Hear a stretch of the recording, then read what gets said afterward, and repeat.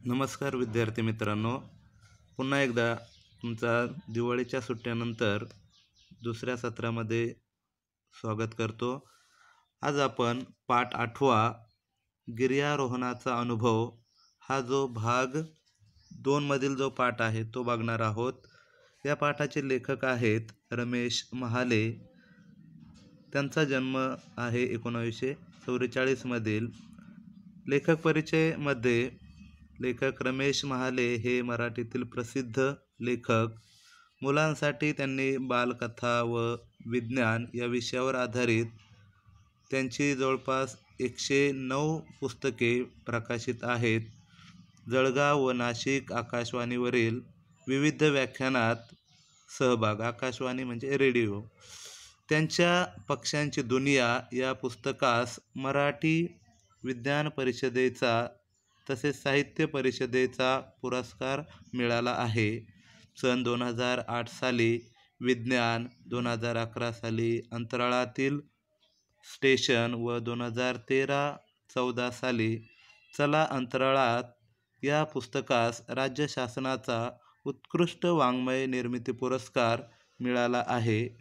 गंगोत्री येथे आता या पाठामध्ये आपण काय बघणार आहोत तर त्याचे सारांश या ठिकाणी आहे की गंगोत्री येथे गिर्यारोहणासाठी गेलेले विद्यार्थी तेथे उद्भवलेल्या ढगफुटीच्या आणि भूस्खलनाच्या आपत्तीत यात्रेकरूंना मदत करून माणुसकीचे दर्शन कसे घडवतात याचा वस्तुपाठ या पाठात पाहायला मिळतो।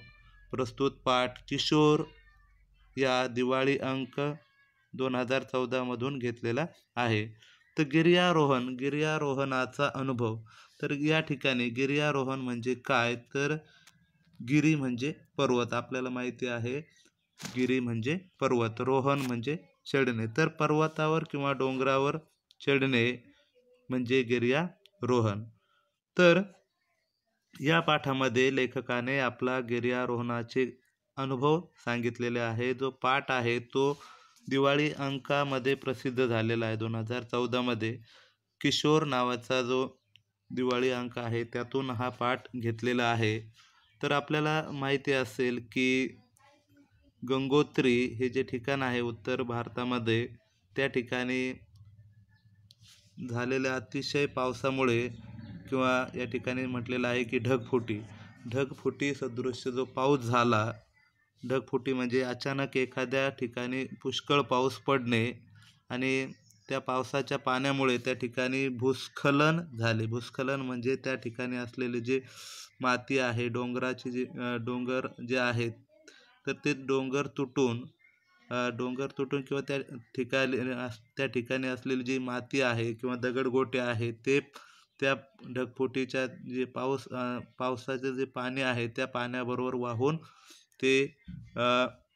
वाहून गेले आणि त्यामुळे खालील जो भाग आहे त्या भागामध्ये आपण बातमी वाचलेली असेल की ती जी माती किंवा दगड आहे ते सर्वत्र पसरले आणि त्यावेळेस बऱ्याचशा लोकांना या आपत्ती किंवा संकटाचा सामना करावा लागला। बरेचसे यात्रेकरू त्यामध्ये दगावले आणि जे वाचलेले आहेत त्या वाचलेल्या यात्रेकरूंना अनेक अडचणींना सामोरे जावे लागले।